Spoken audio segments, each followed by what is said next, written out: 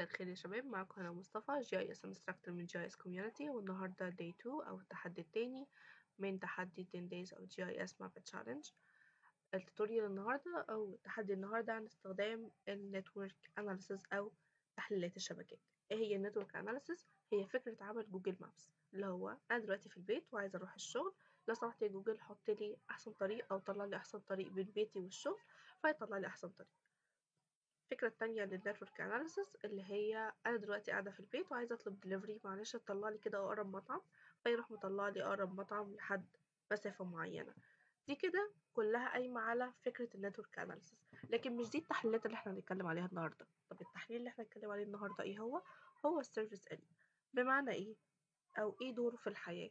دوره في الحياة إن أنا دلوقتي عندي شوية مستشفيات يا فندم، عايزة أطلع نطاق خدمة كل مستشفى خلال وقت معين. يعني لو عربية الإسعاف طلعت النهاردة من المستشفى اللي في المكان الفلاني خلال 5 دقايق هتوصل لمسافة قد إيه، وخلال 10 دقايق هتقطع مسافة قد إيه، وخلال ربع ساعة تقدر تخدم مساحة قد إيه. نفس الفكرة بالظبط، اللي هو دلوقتي أنا عندي شوية مستشفيات أهو، وخلال 5 دقايق تقدر المستشفى تخدم كل المساحة دي، وخلال 10 دقايق تقدر تخدم كل المساحة دي، وخلال ربع ساعة تقدر تخدم كل المساحة دي اللي هي بالعرض دي كلها. طيب حلو قوي، ده كده الهدف الأولاني من التوتوريال النهاردة. طب الهدف التاني ايه؟ عندي شوية محلات بقالة كده، عايز أعرف كل مستشفى بتخدم قد ايه من محلات البقالة دي، أو محلات البقالة هي اللي بتخدم أنهي محلات بقالة بتخدم أنهي مستشفى بالظبط، زي ما احنا شايفين كده. طيب الماب بتاعتنا سهلة وبسيطة. النهاردة هنستخدم تو applications أو software والويب سايت الخاص بإزري. هنشتغل على ArcGIS Pro، ده أول حاجة. تاني حاجة هنتعامل مع ArcGIS Online ونشوف ازاي بنجيب منه داتا. فتعالى واحدة واحدة كده نفتح ArcGIS Pro ونشوف هو بيقول لنا ايه النهاردة. طبعا احنا عارفين من التوتوريال اللي فاتت ان ArcGIS Pro أول ما بيفتح بالشكل ده. لو اخترت ماب هيبدأ يكريت معايا ماب جديدة، فهتسميها مثلا Day 2 واقول له اوكي. هيفتح معايا الانترفيس الجميلة اللطيفة اللي احنا اتعودنا عليها خلاص. فتعالى دلوقتي نجيب داتا من ArcGIS Online. طيب انا ازاي اكونكت بين ArcGIS Pro و ArcGIS Online؟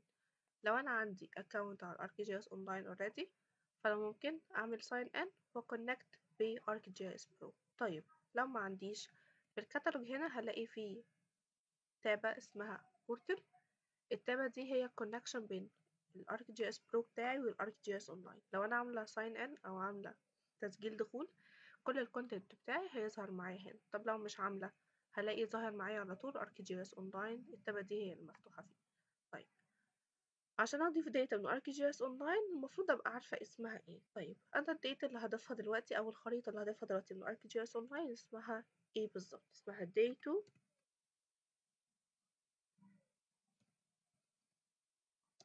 service area map challenge. خلاص انا كتبت هنا اسمها، تعالى نسيرش عليها. هيبدأ يطلع لي كل المابس اللي ممكن تكون مشابهة للاسم ده. هلاقي الماب بتاعتي هنا اهو، هدوس كليك يمين add and open، هتفتح معايا جوه البروجكت. طبعا لازم تكون connected بالانترنت. هتفتح معايا الماب بالشكل ده، بس لو جيت دوست كليك يمين properties هلاقي ان الكوردينيت سيستم بتاعها ويب ماركيتور. طب انا عايزه استخدم نفس الكوردينيت سيستم اللي في الخريطه دي، اعمل ايه؟ تعالى هنا برضو على properties وهكتب اسم الكوردينيت سيستم هنا. بعد ما كتبت اسمه هدوس اوكي. هكتب اسمه هنا وبعدين هعمل search، هيظهر معايا هنا في البروجكشن بعد كده او في projected. بعد كده هدوس اوكي، اختار الكوردينيت سيستم وادوس اوكي. كده انا ظبطت نظام الاحداثيات بتاعي يكون نفس نظام الاحداثيات اللي الخريطة معمولة بيه. طيب هلاقي عندي بقى هنا اكتر من طبقة. مبدئيا عندي طبقتين، البيز ماب نفسهم الريفرنس والبيز ماب، وعندي مجموعة layers هنا بتاعة الطرق، وعندي كمان الجروسري ستورز او محلات البقالة اللي احنا هنتكلم عليها بعد شوية، وطبقة المستشفيات. كده احنا عرفنا الطبقات اللي معانا. تعالوا بقى نعمل سيرفيس اريا للمستشفيات اللي عندي. اولا عشان اعمل سيرفيس اريا او اشتغل على تحليلات النتورك او النتورك اناليسيس المفروض يكون عندي نتورك داتا سيت. طيب انا ما عنديش نتورك داتا سيت. ازري حلتها لي. دلوقتي ازري بتقدم لي ان انا اقدر استخدم نتورك داتا سيت جاهزه، مجرد بس ما يكون عندي organizational account على ازري. هسيب لكم اللينك بتاعه ازاي تعملوه. اقدر استخدم النتورك بتاعتها. طيب اجيبها منين؟ هاجي على analysis، هلاقي في عندي هنا network analysis. لو دوست عليها هلاقي بيقول لي set network data source. لو انا عندي اصلا network data set عندي على الجهاز ممكن اختارها من هنا، لكن لو ما عنديش ممكن اختار بتاعه ازري وادوس اوكي. بعد كده هاجي ادوس على النتورك تاني واختار سيرفيس اريا. هيبدأ يكريت لي جروب اوف لاير خاص بتحليل السيرفيس اريا.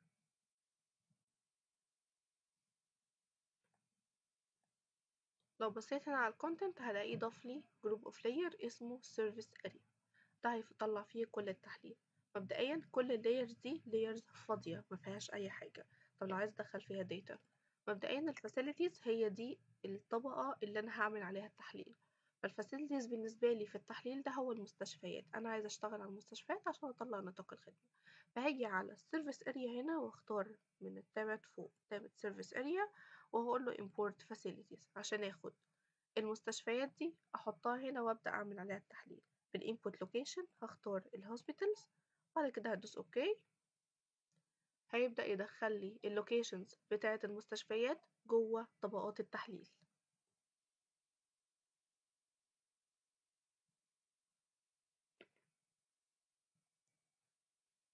لو بصيت بعد ما يخلص التحليل هلاقي نفس المستشفيات اللوكيشن بتاعها بالظبط اتنقل معايا للفاسيلتيز. هقفل بقى الطبقه دي وتعالى على فاسيلتيز هنا نديها نفس السيمبولوجي بتاع المستشفيات اللي تحت. لو جيت تحت هنا وجيت على تابة السيمبولوجي لو مش موجودة عندي هنا، أو البانل بتاعت السيمبولوجي لو مش موجودة عندي هنا، هدوس كليك يمين واختار سيمبولوجي، هتفتح معايا برضو البانل. هاجي على الثلاث زراير دول أو الزرار ده وادوس import، وهقول له import من المستشفيات عشان ياخد منها نفس السيمبولوجي. يبقى أنا بس بكوبي السيمبولوجي من طبقة لطبقة تانية بدل ما أعمله بإيدي. كلام جميل. دلوقتي انا خلاص جهزت المستشفيات بتاعتي وعايزه اطلع نطاق الخدمه بتاعتها. بعمل كده ازاي؟ هاجي على السيرفيس اريا هنا واختار من تابة السيرفيس اريا هنا الكات اوف. ايه الكات اوف ده؟ ده وقت القياده اللي انا هطلع فيه التحليل. 5 و10 و15 دقيقه من وقت القياده من المستشفى الى باقي الاماكن. فلو اخترت هنا 5 و10 و15 دقيقة ودوست رن هيبدأ يطلع لي نطاق خدمة المستشفى خلال 5 و10 و15 دقيقة بالشكل ده. بدأ يسولف معايا، معنى كده ان هو بدأ يرن التحليل بتاعي.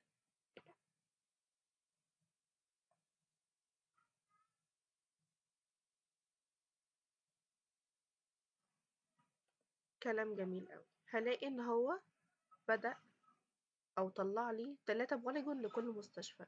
البوليجون الاولاني ده 5 دقايق، ده نطاق خدمة المستشفى خلال 5 دقايق من وقت القيادة. وعندي ده من 5 ل10 دقايق، وده من 10 دقايق لربع ساعة للمستشفى الواحدة. طيب لو دوست هنا تاني وبصيت هلاقي في عندي تداخل بين المستشفى دي والمستشفى دي والمستشفيات اللي حواليها في نطاق الخدمة. لو قارنا كده بين الاتنين هلاقي في عندي تداخل كبير قوي بينهم. طيب لو أنا عايزة ما يبقاش في تداخل بين الطبقات أو نتيجة التحليل بالشكل ده، ممكن أعمل إيه؟ هاجي على الأوفرلاب دي وأخليها سبلت وهرن التول مرة تانية.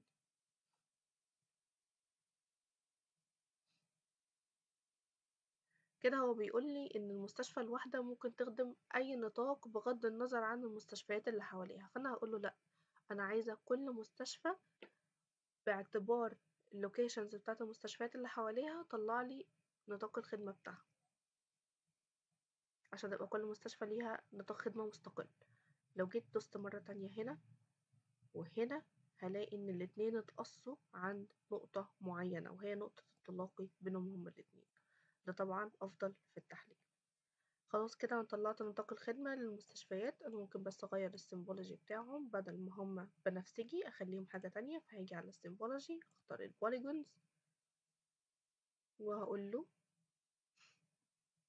غير بس اللون. لو مش كل الالوان ظاهرة معايا هقول له شو اول، فيظهر لي كل الالوان الموجودة في البرنامج. ممكن اختار اي واحد منهم وليكن مثلا ده. كده كل النطاق اخد لون لوحده. كلام جميل كده. الهدف الاولاني من التحليل او من التوتوريال خلص. ايه هو الهدف التاني؟ اني اعرف كل مستشفى بيخدمها قد ايه من محلات البقالة. فتعالى واحدة واحدة نشوف الموضوع ده هيتعمل ازاي.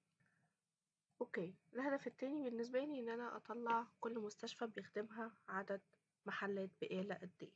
عشان اعرف الهدف ده او عشان اطلع نتيجة الهدف ده واعمل ايه، هاجي على الجي بروسيسنج بانل.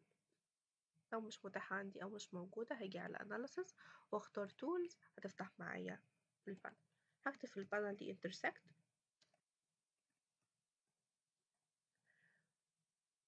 وهيطلع لي الانترسكشن بين السيرفيس اريا polygons والجروسري ستورز، وهقول له هنا هتبقى اسمها hospital stores.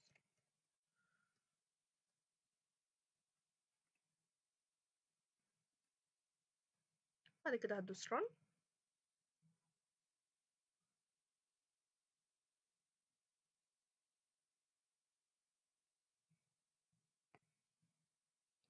هيطلع معايا نتيجة تحليل بالشكل ده. حلو اوي. هاجي على الهوسبيتال ستورز دي وهديها symbology من نوع unique value، وهقول له اعملها لي بالفاسيلتي اي دي او صنفها لي بالفاسيلتي اي دي. وهاجي على more اختار format all symbols وهخليها مثلا مربع.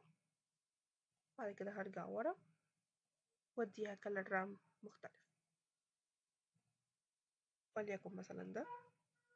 لو المربعات كبيرة قوي هاجي على الفورمات مرة تانية والبروبرتيز، بدل ما هي 10 خليها مثلا 5. اوكي ابلاي، تبقى شكلها اصغر بالشكل ده. طيب خلي بس اللون ما يكونش لون واحد متدرج، خليه الوان مختلفة زي كده مثلا، او اي لون يكون مش متدرج علشان يطلع معايا فرق في الالوان بعيد عن بعضها. حلوة. طيب دلوقتي كل مستشفى ليها اي دي، وكل جروسري ستور تبع مستشفى واخد الاي دي بتاعها واللون. لو انا عايزه ادي المستشفيات بقى الالوان بتاعه الجروسري ستورز اعمل ايه؟ هاجي على facilities اللي هي المستشفيات بتاعتي واديها برضو symbology من نوع unique value واخليه يصنفها اوكي على النيم، او خليه على اي حاجه تانية وارجع اجيبها على النيم تاني عشان يريفرش معايا. بعد كده تعالى نديها symbology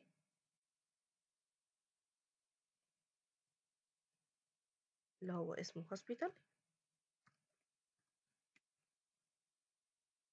هنزل تحت شوية هلاقي أكتر من نوع symbology، ممكن تختار أي واحد منهم. هختار بس أنا ده. بعد كده هرجع مرة تانية واديها أي color رام عشان بس تبقى مميزة بالنسبة لي بالشكل ده. طيب اديت لكل واحدة color رامب، بس مش كل مستشفى واخدة اللون بتاع الجروسري ستورز اللي بتاعتها أو اللي هي تبعها. في الحالة دي هعمل ايه؟ أنا مبدئيا عندي الجروسري ستورز بالأرقام، فعايزة كمان الفاسيلتيز أو المستشفيات بتاعتي تبقى بالأرقام. لو عايزة أظهر الاي دي بتاع الفاسيلتي في السيمبولوجي أو في اسم السيمبولوجي أو جنب اسم المستشفى أعمل ايه؟ هاجي على الإكسبريشن هنا وهاجي في الأول خالص واكتب object id أو هختار object id وأعمل زائد بينهم هنا كده. وبعد كده أدوس أوكي. شكرا. كده كل مستشفى ظهر جنبها الاي دي بتاعها. دلوقتي أنا أقدر أدي كل واحدة اللون بتاعها. فاجي لو جيت مثلا أنا بعد التعديلة دي لقيت إن كل حاجة أصلا أخدت اللون بتاعها، بس حاجات بسيطة أوي اللي مش واخدة اللون. فتعالى واحدة واحدة كده نعمل نتجاهل الكلام ده. تعالى ندي كل اي دي نفس لون الجروسري ستور بتاعه. فمثلا عندي ان الاي دي بتاعها 1 واخده اللون ده، وهنا واخدة اللون ده. لو انا مش متأكدة ان هما نفس اللون وعايزة اخد نفس اللون، كليك يمين وهعمل كده، نختار اللون بتاع المربع اللي انا عايزاه. شكرا كده، هما الاتنين اخدوا نفس اللون. تعالى على التانية برضو هعمل نفس الكلام، ودي رقم 2. هيجي هنا على رقم 2 اللي هي دي، وهاخد اللون بتاعها. نفس الكلام رقم 3، وهباك اللون بتاعها، او هباك الكلر بتاعها اللي هو ده، وهكذا في كله لحد ما اخلص كل المستشفيات بتاعتي. اوكي خلاص، اخدنا الالوان وعملنا كل حاجة كانت مطلوبة. لو شايفة انه الالوان مش مناسبة لبعضها ممكن اغير الالوان، فانا ممكن مثلا اجي على رقم 5 ده واغير الالوان بتاعته من هنا بحيث انها تكون مناسبة ليا بشكل افضل. يعني انا مثلا ممكن اغمقه شوية، خلي مثلا الدرجة دي. لو شايفة انها تمام اوكي، مش شايفة انها تمام اغيرها زي ما انا شايفة انه هو مناسب. كده مبقاش فاضل غير اني اعمل اللي اوت. فهاجي تاني هنا insert new layout واختار A4 landscape.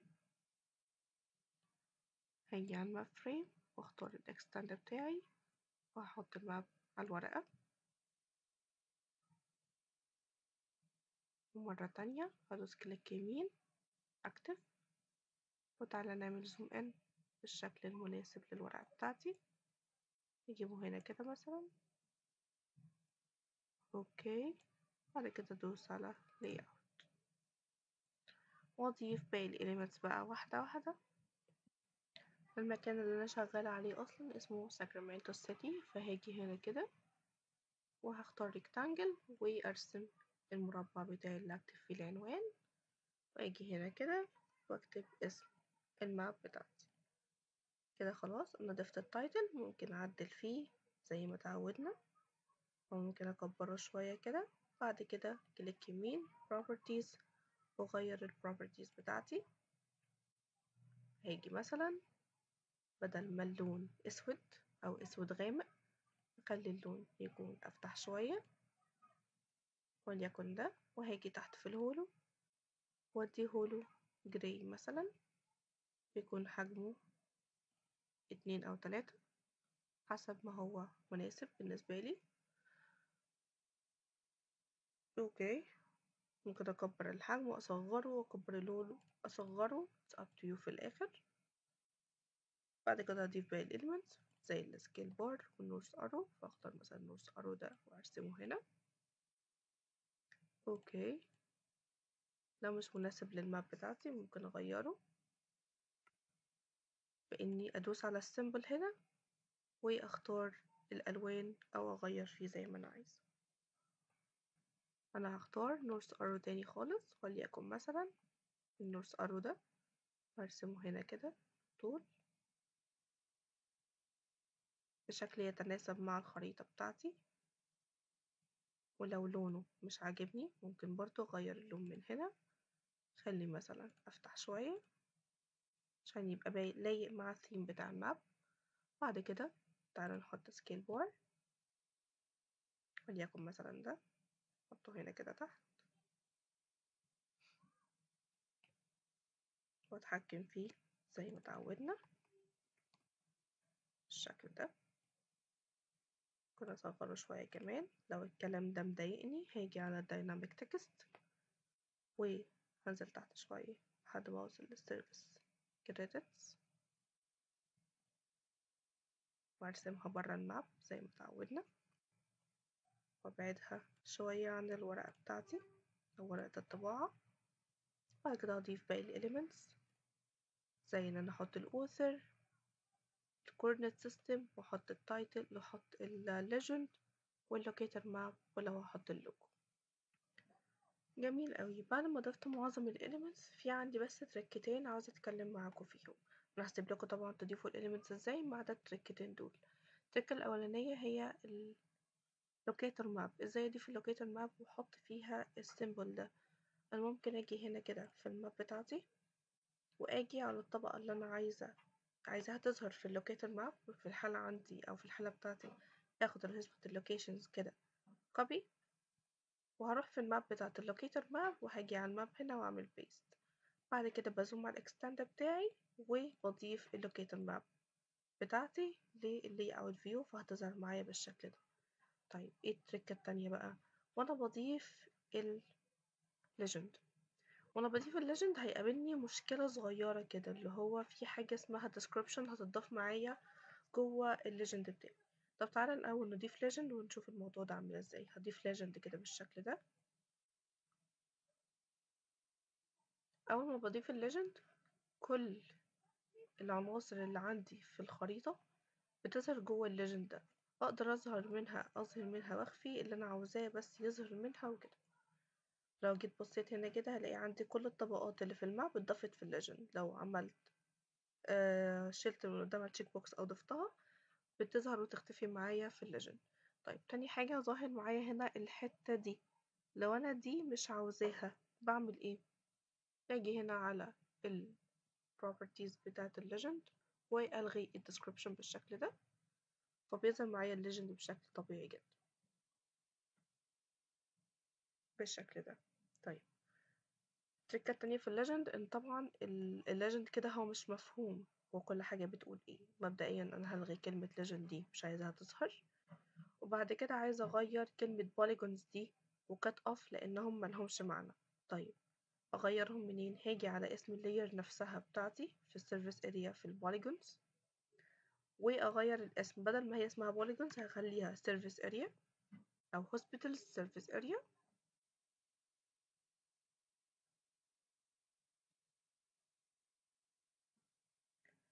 هغيرها ل hospitals service area بالشكل ده فهتتغير معايا في الليجند. وبدل ما دي اسمها cut off هخليها drive time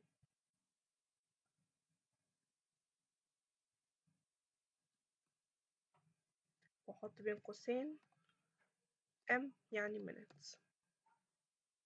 بس كده يبقى انا ظبطت الليجند بتاعي، بدل ما كان اسمه polygons و cut off لا خليناه hospitals service area عشان بيعبر كل بوليجون عن السيرفيس اريا الخاصة بالمستشفى. وخلينا الكات اوف بدل ما هي كات اوف خليناها driving time بالمنت. كده احنا يعتبر الماب بتاعتنا خلصت. ممكن بقى نبدأ. تعالى هنا كده نعمل لها export. هاجي على share export map وهختار مكان الحفظ بتاعي اللي هو كان day 2 وهقول له هنا ان دي السيرفيس اريا ماب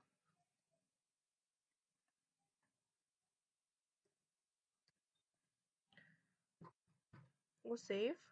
وبعد كده هعمل export، هيبدأ export معايا الماب بتاعتي. انتوا كده شفتوا تو فيرجن للماب بألوان مختلفة. مطلوب منكم كمان تطلعوا الماب بشكل مختلف عن اللي انا مطلعه. وبكده الماب الجديدة طلعت معايا. بالمناسبة الأنواع ده من الخرايط أو نوع الخرايط بتاع السيرفيس اريا ده مسموش بس سيرفيس اريا ماب، اسمه ايسكرون ماب، يعني خريطة التزامن اللي بتعرض لي الزمن والمسافة أو المساحة اللي الزمن ده بيغطيها. شكرا لكم وأتمنى تكون التوتوريال بسيطة وسهلة عليكم وفي انتظار مشاركتكم.